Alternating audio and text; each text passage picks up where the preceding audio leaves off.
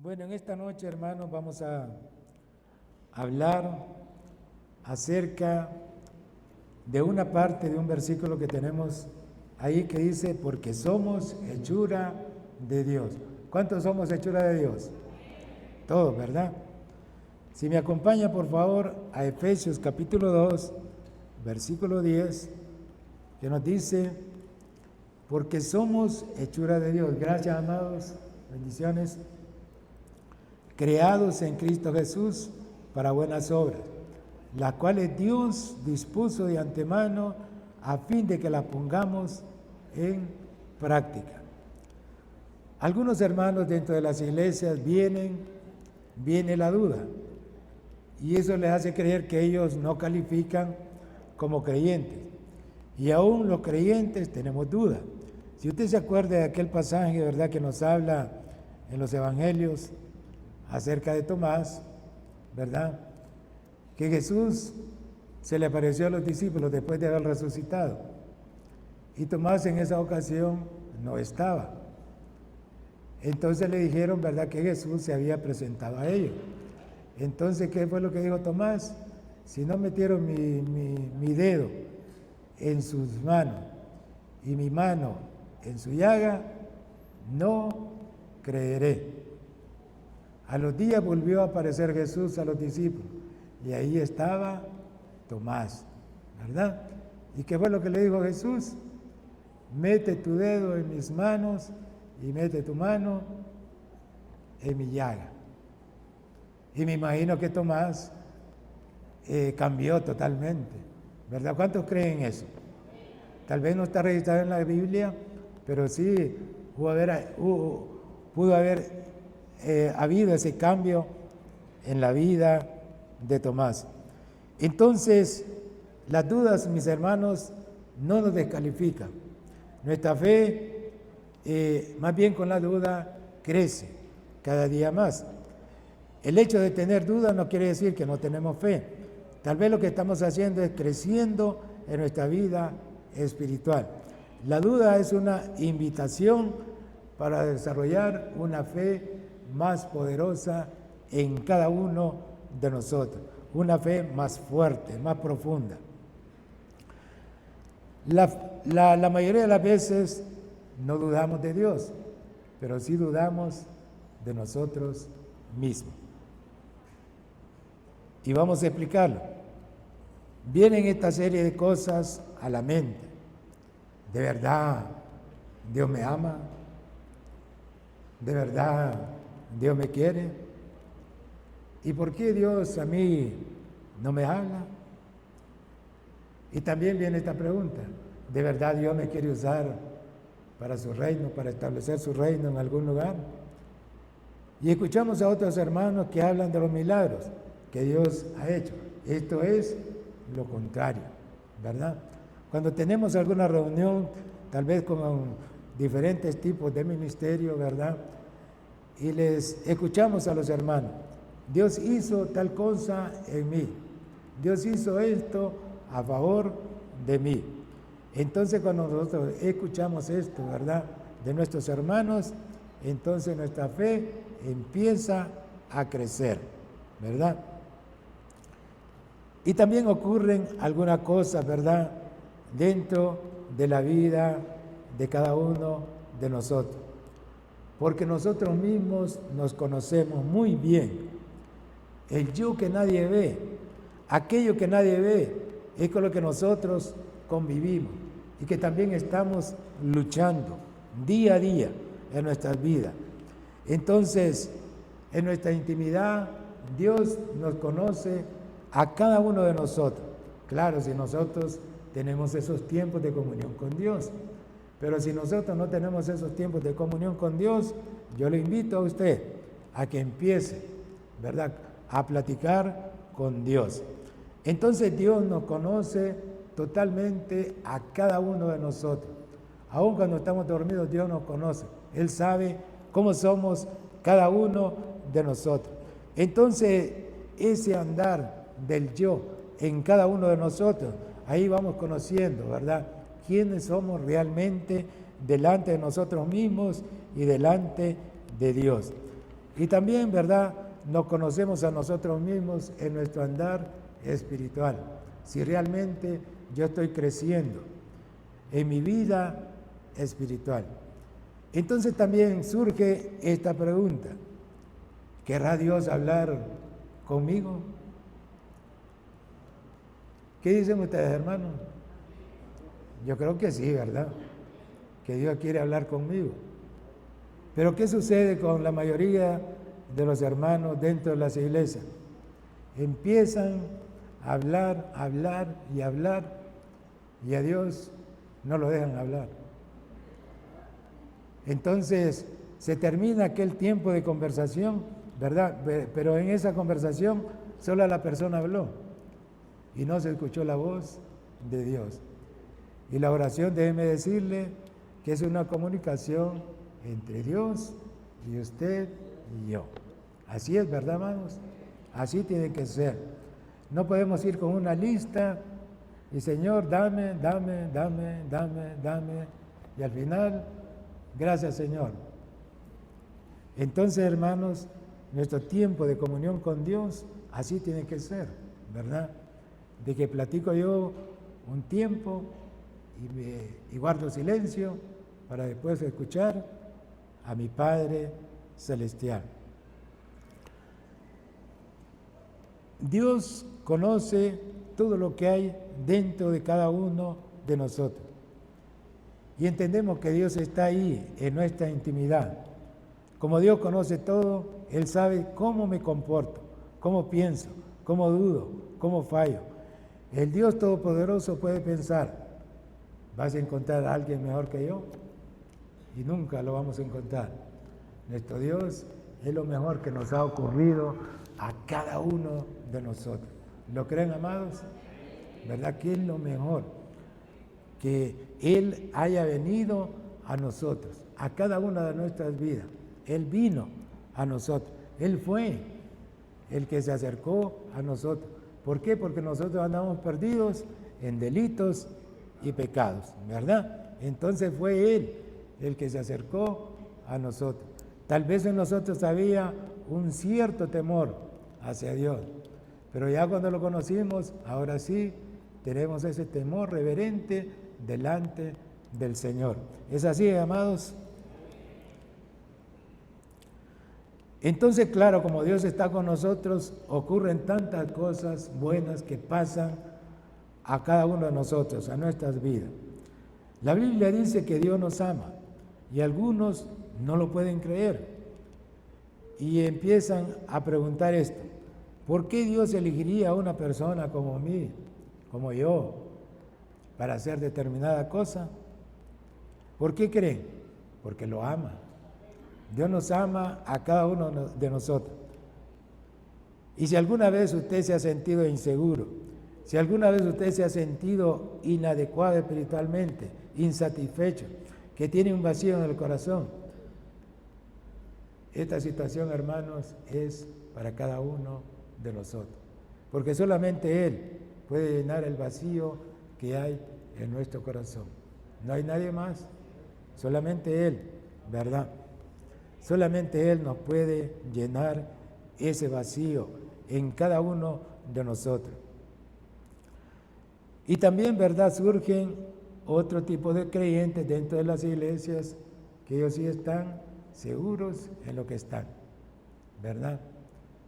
Y que van para adelante sirviéndole al Señor y que son disciplinados en congregarse, en leer la palabra, en tener esos tiempos de comunión, ¿verdad? Ellos están enfocados en lo que Dios ha hecho en cada uno de ellos.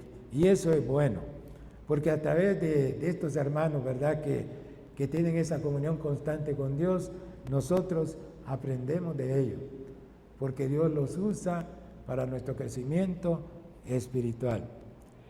Nuestro Dios se especializa en aquellos que saben que necesitan de Él para cumplir un propósito en esta vida, que tiene esa humildad en su corazón para reconocer que lo necesitan a Él. Hoy vamos a hablar acerca de cuando la persona tiene dudas en su mente, en su corazón. Entonces, ¿cómo vamos a enfrentar esos momentos? cuando dudamos de nosotros mismos, porque no dudamos de Dios, sino de nosotros mismos, porque todos sabemos que Dios es omnipresente, Él está en todas partes, hermano, ahí está Dios, Él siempre está ahí. El problema con algunos es que no creen que Él puede hacer algo a través de cada uno de nosotros. Y cuando nosotros entendemos eso, ¿verdad?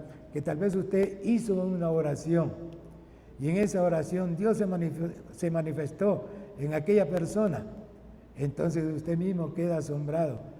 Yo oré por fulano de tal y como Dios lo ha restaurado, lo ha sanado, ha hecho algo.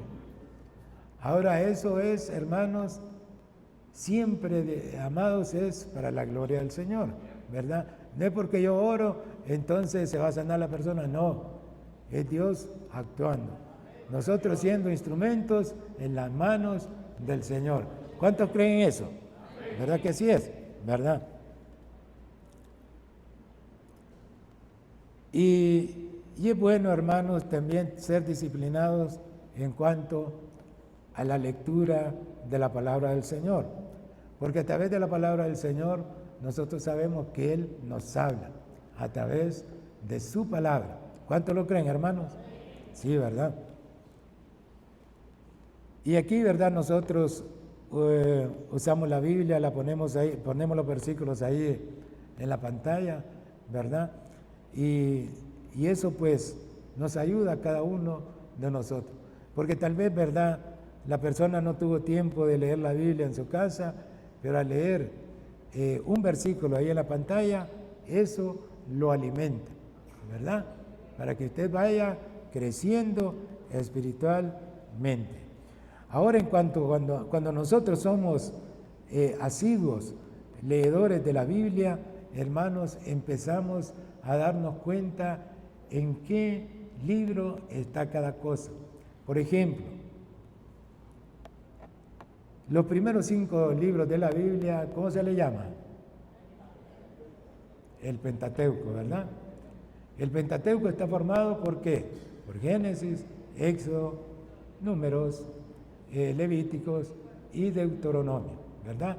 Entonces a esos primeros 5 libros se le llama el Pentateuco, que está compuesto por 5, ¿verdad?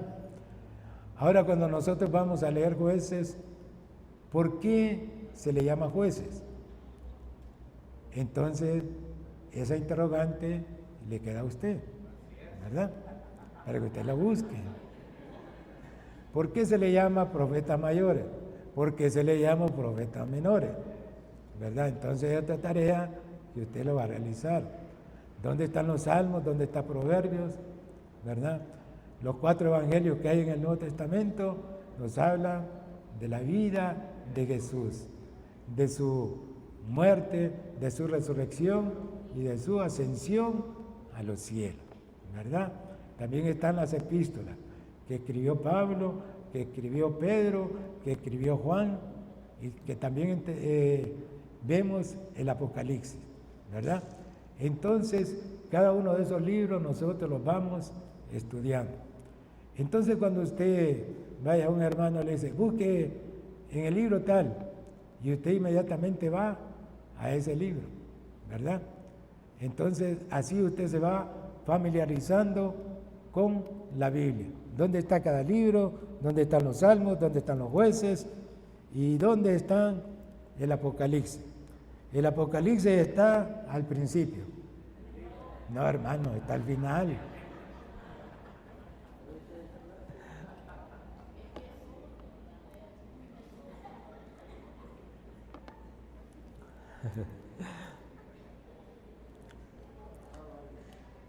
Vaya. Efesios capítulo 2, versículo 10. Porque somos hechura de Dios, creados en Cristo Jesús, para buenas obras, las cuales Dios dispuso de antemano, a fin de que las pongamos en práctica. La palabra nos dice que somos hechura de Dios. En otras palabras nos dice que somos la obra maestra de Dios. Somos el arte de Dios. Mire qué cosa tan bella, como Dios nos hizo a cada uno de nosotros. ¿Amamos al Padre por habernos hecho? Sí, ¿verdad? Y vamos a volver al origen, ¿verdad? Cómo Dios diseñó todo. En el libro de Génesis, capítulo 2, versículo 7, encontramos este versículo. Y Dios el Señor formó al hombre del suelo, es decir, del polvo de la tierra, y sopló en su nariz hálito de vida, y el hombre se convirtió en un ser viviente. Mire, aquí entre líneas de este versículo encontramos el cuerpo, el alma y el espíritu. Y cuando nos dice que Dios formó al hombre del polvo de la tierra, este es el cuerpo. Y dice también que sopló en su nariz hálito de vida. Ese es el espíritu que hay en cada uno de nosotros. Y dice también, y el hombre se convirtió en un ser viviente. Al decir un ser viviente, que le colocó alma al hombre, al ser humano, ¿verdad? ¿Estamos claros en eso? Sí, ¿verdad? Nos dice la palabra que sopló vida en nosotros. Esta es una vida que va mucho más allá de lo que nosotros conocemos, más que vivir 100 años o 120 años. En hebreo nos dice que nos dio mis magallín. Esto significa eternidad. Y eso significa un atributo de Dios, que Dios nos dio una eternidad, nos dio más que una vida biológica. Y esto, hermano, nosotros lo podemos ver en los evangelios, ¿verdad? ¿Se acuerda cuando Lázaro murió? Y que también murió el rico. ¿Se acuerda de esa escena, mi hermano? ¿Verdad? Entonces dice que Lázaro subió al seno de Abraham, ¿verdad? Y que el rico fue a dar al infierno. Entonces vemos, ¿verdad?, que el alma, donde nosotros tenemos nuestras emociones, nuestros pensamientos, nuestro yo, nuestro libre albedrío, esa alma es eterna. Y la decisión depende de cada persona. O esa alma se va para el cielo donde está Dios, o esa alma se va para el infierno. Porque vemos, ¿verdad?, ahí, cómo el rico estaba en el infierno y le decía a Abraham, manda a Lázaro a que vaya y le hable de Dios a mis hermanos, para que no vengan aquí, porque este es un tormento eterno. Mire qué cosa, hermano. Entonces el alma, hermanos, es eterna, es para siempre, ¿verdad? Entonces esa alma nosotros tenemos que cuidarla, para que se vaya con Dios, ¿verdad? Y se vaya a gozar por la eternidad con el Padre Celestial. Amén, amados. Entonces por eso en hebreo se le llama la palabra mismagallín, que significa eternidad, ¿verdad? Entonces tenemos que cuidar esa alma que Dios ha colocado en cada uno de nosotros. Entonces la única forma de volver a recuperar esa vida es cuando nos volvemos a Jesús y nos arrepentimos de todo pecado y la recuperamos parcialmente en esta tierra y finalmente cuando seamos arrebatados por nuestro Jesús. Amén. Entonces nosotros, ¿verdad?, que ya aceptamos a Jesús como Señor y Salvador de nuestras vidas, estamos en un proceso, ¿verdad? No somos perfectos todavía, hermano. Vamos a ser perfectos hasta que seamos arrebatados por nuestro Padre Celestial. Mire lo que nos dice Efesios capítulo 2, versículo 8 al 10.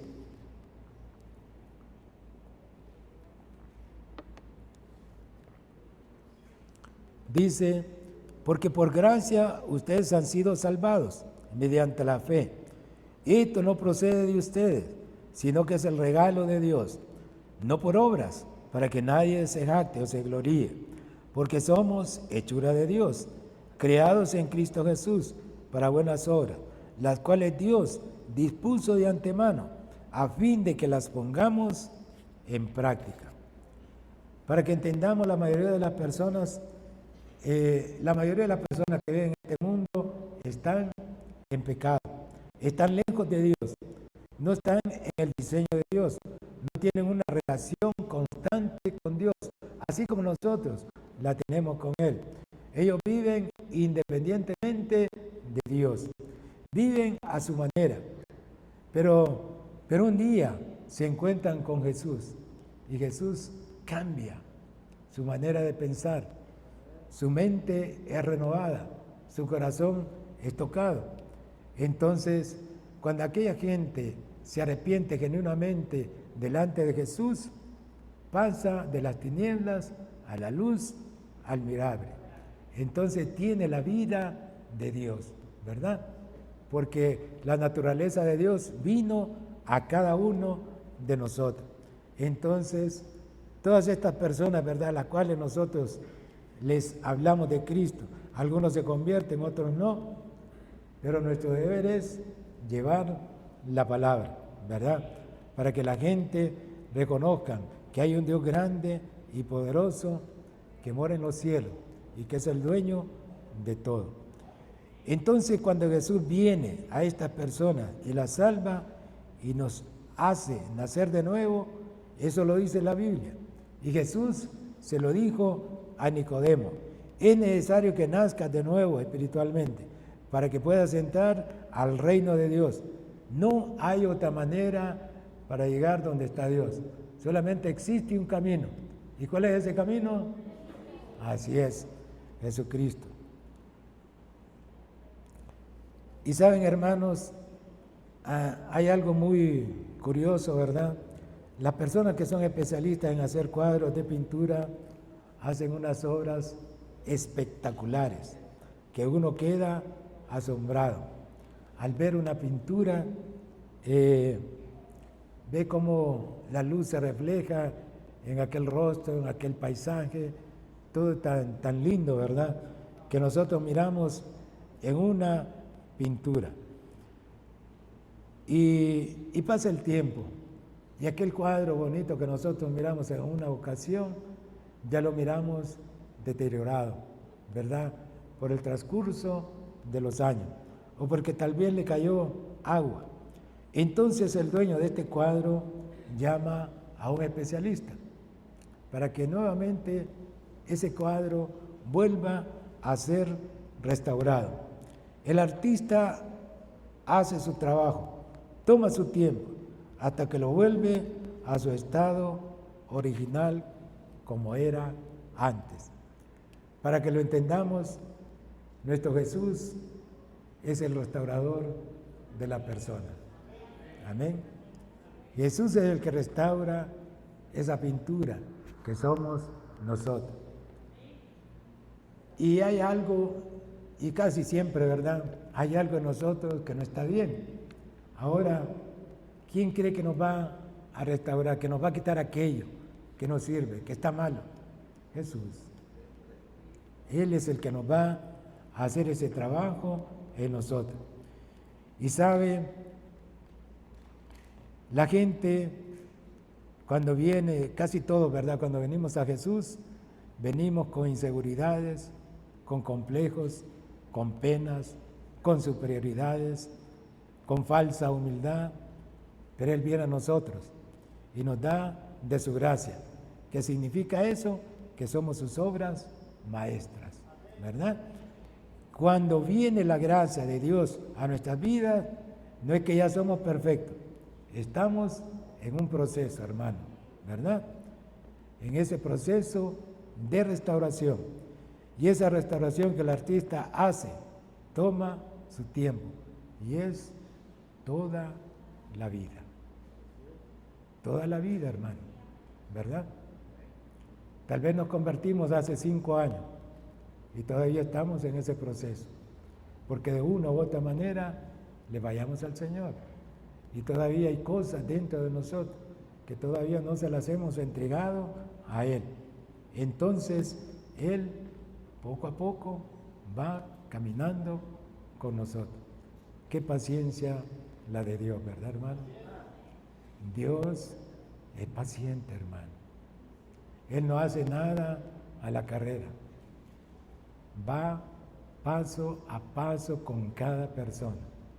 Imagínense, somos millones de creyentes en este mundo. Y con cada persona Él tiene su trato. Como es Dios, ¿verdad, hermano? Pero a veces nosotros queremos todo a la carrera. Algunos creyentes que vienen a las iglesias tienen expectativas falsas. Algunos piensan que con venir a la iglesia ya la persona es perfecta, que la gente no falla. No, hermano, todos seguimos fallando.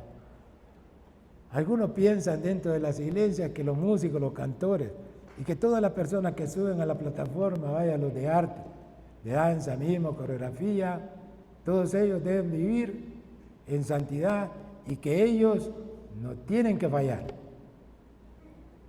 ¿Y los demás? Tanto los que están allá como los que vienen acá, todos, hermanos, debemos vivir ¿en qué? En santidad, ¿verdad? Es así. Así tiene que ser, hermano. Ninguno de nosotros que estamos sentados allá no podemos señalar a nuestros hermanos que están aquí. No lo podemos hacer, ¿verdad? Porque también nosotros fallamos de una u otra manera, ¿verdad? Entonces, eso es lo que ocurre, ¿verdad? Con algunas personas que vienen a las iglesias. Todos debemos de vivir en santidad. ¿Hay alguien en este lugar que es una obra maestra de Jesús? Levánteme su mano. Yo soy obra maestra de Jesús. ¿Verdad? Jesús está trabajando en mí, como también está trabajando en usted. ¿Lo cree, mi amado? ¿Mi amada? Sí, ¿verdad? Si hemos recibido a Jesús como nuestro Señor y Salvador de nuestra vida, quiero decirle que todos estamos en ese proceso de restauración, ¿verdad? Muchos estamos con diferentes cosas en nuestra vida y necesitamos al restaurador por excelencia. Y ahí empieza la gracia. Todos los días el Señor camina con nosotros y la gracia nos da precisamente eso, nos da lo que nosotros no merecemos, ¿verdad? Pero gracia no es el permiso para seguir viviendo a nuestra manera. Al tener gracia de parte de Dios, hermano, no es que vamos a hacer las cosas a nuestra manera. Miremos este ejemplo. Para todas aquellas personas que tienen un carro o una motocicleta y por esas casualidades la persona anda en la calle, una avenida, qué sé yo, en cualquier lugar, y de repente lo detiene un policía de tránsito y lo saluda muy amablemente y le pide los dos documentos que siempre tenemos que andar. Uno de ellos es la licencia y la otra es la revisión del vehículo o de la motocicleta. Entonces usted, asustado, empieza a buscar sus papeles en la bolsa, en las 4 bolsas del pantalón, empieza a buscarla dentro del carro y no encuentra uno de los documentos. Entonces usted, apenado, le dice al policía: fíjese que se me olvidó traer la revisión del carro. Entonces el policía le dice: bueno, mire, por esta vez lo voy a dejar que se vaya. Es más, le dice el policía, lo voy a acompañar hacia donde usted va, para que nadie lo vaya a detener. Hermanos, eso se llama gracia. ¿Verdad? ¿Es así o no es así? Y fíjense que algunos entienden la gracia de esa manera. Dios viene a nosotros, nos ama, nos da de su salvación, me invita a hacer su obra maestra restaurada, pero yo sigo haciendo lo que quiero. No haríamos eso, hermano, si realmente estamos en esa comunión constante con Dios. ¿Por qué? Porque ya no nos pertenecemos a nosotros mismos. Ya no podemos andar de un lado para otro, hermano. Porque la palabra también nos dice, ¿verdad? Que todo me conviene, pero no todo me dejaré llevar por lo que me conviene, ¿verdad? Porque no puedo ser tan malagradecido con Dios. Yo tengo que vivir de acuerdo a lo que Dios ha establecido sobre mi vida. ¿Es así, amados? Entonces, ahora que nosotros vivimos de acuerdo con esa gracia, entendamos, allí es donde somos obras maestras de Dios restauradas. Así que la pregunta, ¿a quién Dios usa? A las obras maestras restauradas que están en proceso. Y fíjense, hermanos, que hay tres tipos de personas que Dios elige para que se haga su voluntad en el lugar donde nosotros estamos o en el lugar donde Dios nos quiera llevar, para que se establezca su reino, para salvar a este mundo. Lo primero que Dios usa son las personas que tienen un corazón para Él. 1 Samuel capítulo 16, versículos 6 y 7.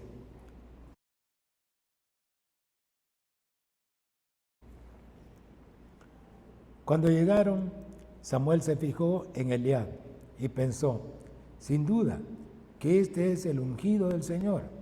Pero el Señor le dijo a Samuel, no te dejes impresionar por su apariencia, ni por su estatura, pues yo lo he rechazado. La gente se fija en las apariencias, pero yo me fijo en el corazón. Dios está buscando cualidades en las personas que la gente pasa por alto. Dios está buscando personas que son los que tienen un corazón para Él. Y para Dios es muy importante ese corazón. Samuel fue descartando uno a uno los hijos de Isaí. Y pasaron todos.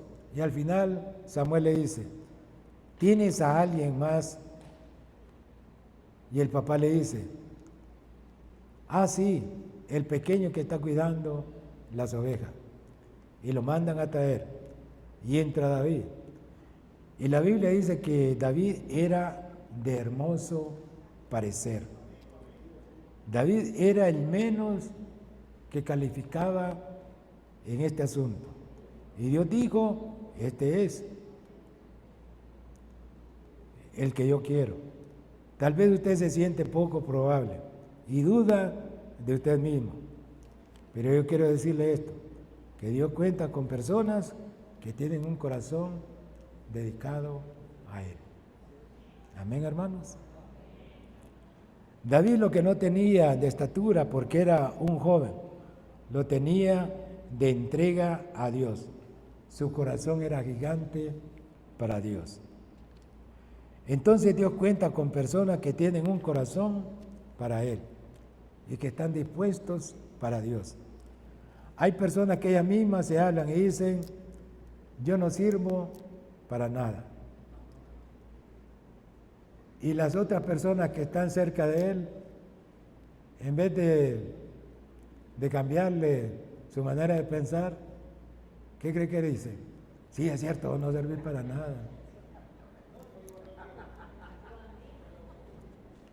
Y no, hermanos, si usted escucha esta frase de alguien, ya sea dentro de la iglesia o fuera de la iglesia, que yo no sirvo para nada, no, usted tiene que cambiarle su manera de pensar, ¿verdad? Y así la persona va a captar que realmente él va a ser alguien útil en esta tierra y principalmente para Dios. ¿Y sabe qué ocurre con estas personas que le dicen, si es cierto, vos no servís para nada? Se lo creen, hermano. Pero si nosotros somos personas que caminamos con Jesús y de todo nuestro corazón, quiero decirle que Jesús escoge a los improbables, aquellos que tal vez piensan que no sirven para nada. Hay un segundo tipo de personas que Dios escoge en la Biblia, y son las personas inseguras. Del personaje que vamos a hablar en este momento es de Gedeón. Acompañen por favor a Jueces capítulo 6, versículo 11 al 15. Dice: el ángel del Señor vino y se sentó bajo la encina que estaba en Ofra, la cual pertenecía a Joás, del clan de Abiezer. Su hijo Gedeón estaba trillando trigo en un lagar para protegerlo de los madianitas. Cuando el ángel del Señor se le apareció a Gedeón, le dijo: el Señor está contigo, guerrero valiente. Así lo miró el Señor, guerrero valiente. Pero miren lo que dice Gedeón. Pero Señor, replicó Gedeón, si el Señor está con nosotros, ¿cómo es que nos sucede esto? Empieza aquel reclamo de Gedeón hacia el Señor. ¿Dónde están todas las maravillas que nos contaban nuestros padres cuando decían, el Señor nos sacó de Egipto? La verdad es que el Señor nos ha desamparado y nos ha entregado en manos de Madián. El Señor, ¿qué pasó? Lo encaró y le dijo: ve con la fuerza que tienes y salvarás a Israel del poder de Madián. Yo soy quien te envía. Pero Señor, objetó Gedeón nuevamente, ¿cómo voy a salvar a Israel? Mi clan es el más débil de la tribu de Manasés, y yo el más insignificante de mi familia. El libro de los jueces es un libro que narra la historia del pueblo de Israel, que vivía altos y bajos por causa de su pecado, siendo gobernado por pueblos paganos y restaurado por los jueces que Dios levantaba en su gracia, en su amor, en su misericordia, para que nuevamente este pueblo volviera al camino correcto. Señor, ¿cómo voy a salvar a Israel si mi clan es el más insignificante de las tribus de Israel? Y todo lo entendemos, estudiando la historia. Mire qué cosa la que ocurría. Había 12 tribus y realmente la tribu de Manasés era la más insignificante y estaba dividida en clanes. Y Gedeón pertenecía al clan más insignificante. Era de lo más pequeño para él. Eso era un estorbo, eso era un problema. Dios llama a varias personas dentro de las iglesias y les va a revolver algo interno en su corazón para que establezcan su reino allí en el lugar donde ellos están, ya sea en el trabajo, en la universidad, en el colegio. Dios va a hacer algo grandioso, pero claro, ese corazón tiene que estar dispuesto para hacer algo para Dios, porque Dios, déjeme decirle que es muy respetuoso. Dios no quiere nada a la fuerza. Dios quiere que todo sea voluntario. Amén, hermanos. Así tiene que ser. Y algunos van a decir como Gedeón: yo soy el más débil. Señor, mejor llévate al que está a la par mía. Él sí es bueno para predicar, para hablar de ti. Y no, Dios lo quiere a usted. A usted que lo quiere Dios. Y fíjese, hermanos, de que cuando suceden estas cosas, de que la gente empieza a decir, no, yo no puedo, mejor que se lleve, que el Señor use a otra persona, también el enemigo común que nosotros tenemos, también susurra al oído y empieza a decir, no, de verdad que vos no podés, no debes aceptar eso que te está dando el Señor en la iglesia. La verdad que vos no podés. Entonces, ¿qué ocurre con aquella persona que tal vez estaba decidido a servirle al Señor? Viene aquel decaimiento a su vida, a su corazón, y ya dice que no quiere nada con Dios y hasta se van de la iglesia. Y no puede ser eso, hermano. Las inseguridades que vienen a las personas no podemos permitirlo en cada uno de nosotros. Y quiero decirle esto, iglesia, que nosotros como parte del cuerpo de Cristo no somos insignificantes en las manos de Dios. Somos armas poderosas en las manos del Señor. Lo primero que necesitamos es al Espíritu Santo con nosotros en nuestras vidas. En segundo lugar, lo que necesitamos es estar en un lugar como este, en la iglesia del Señor. Porque a través de estar en la iglesia, hermano, usted y yo estamos creciendo poco a poco en el Señor. Algunos dirán, tengo inseguridades, tengo dudas de mí. Pero recuerda, Dios cuenta con personas inseguras que tendrán su seguridad en Dios. Cada vez que pienses en estas inseguridades, en las dudas, pensemos en esto. El Dios que yo tengo es más grande, es más fuerte que mi duda. Dios es todopoderoso. Dios es el creador de los cielos y de la tierra. Entonces, vimos que el primer tipo de personas que Dios usa son los que tienen un corazón para Él, que están dispuestos para Él. En segundo grupo son los inseguros, que encuentran su seguridad en Dios. Y el tercer grupo de personas que Dios usa son los que se han equivocado. Mire qué tremendo. Saulo era un joven muy inteligente. Él venía preparándose para ser un maestro fariseo. Saulo se encontraba molesto con los cristianos de esa época, que estaban ahí, y siente aquella ira por los cristianos, porque para él era una amenaza para su religión. Saulo creía que estaba sirviendo a Dios. Saulo creía que lo que él estaba haciendo de encarcelar a los creyentes dentro de las cárceles, eso estaba bien para Dios. Y nos imaginamos, ¿verdad?, que al estar dentro de las cárceles, muchos creyentes fueron golpeados, se burlaban de ellos, algunos fueron asesinados. La Biblia no lo registra, pero sí lo creemos, ¿verdad?, que algunos de ellos fueron asesinados. Pero mire qué tremendo. Saulo tuvo una experiencia maravillosa con la autoridad máxima, nuestro Señor Jesucristo. Fue un cambio radical en la vida de aquel hombre. El Señor hasta le cambió el nombre y le puso Pablo. Y mire qué tremendo con Pablo. Escribió 13 epístolas del Nuevo Testamento. Plantó varias iglesias en diferentes lugares al comienzo del cristianismo.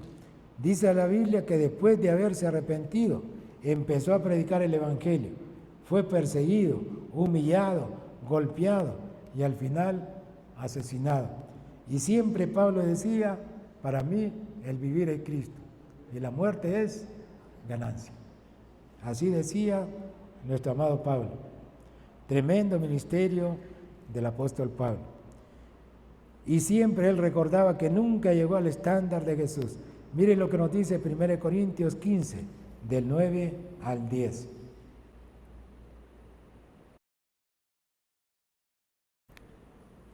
Dice, admito que yo soy el más insignificante de los apóstoles y que ni siquiera merezco ser llamado apóstol, porque perseguí a la iglesia de Dios. Pero por la gracia de Dios soy lo que soy, y la gracia que Él me concedió no fue infructuosa. Al contrario, he trabajado con más tesón que todos ellos, aunque no yo, sino la gracia de Dios que está conmigo. Quiero decirle, iglesia, Pablo persiguió a los cristianos, los encarcelaba y probablemente algunos de ellos fueron asesinados. Este hombre llamado Pablo fue muy importante en las manos de Dios. ¿Qué mejor que alguien que predica el perdón, que fue perdonado? Dios cuenta con personas que se han equivocado. No hay otra clase, todos hemos fallado, todos hemos pecado, todos nos hemos equivocado un montón de veces, pero cuando permitimos que Dios nos transforme, la naturaleza divina de Dios viene a nuestras vidas y hay cambios en cada uno de nosotros. Y cuando realmente hay ese verdadero arrepentimiento en nuestras vidas, viene ese cambio radical. Es un cambio radical. Nuestra mente es transformada, nuestro corazón de igual manera es transformado. Fuimos creados en Cristo Jesús para buenas obras. Las personas que Dios usa para establecer su reino son las que tienen un corazón para Dios, los inseguros y los que se han equivocado. Y cuando viene la gracia de Dios a nuestras vidas, no es que ya somos perfectos, estamos en ese proceso de restauración. Ninguno de nosotros somos perfectos, hermano. Esa perfección la vamos a alcanzar hasta cuando el Señor nos venga a traer y seamos arrebatados por Él. Amén, amados. Le damos gracias a Dios. Gracias, Señor, por tu palabra. La atesoramos en nuestras vidas, en nuestros corazones.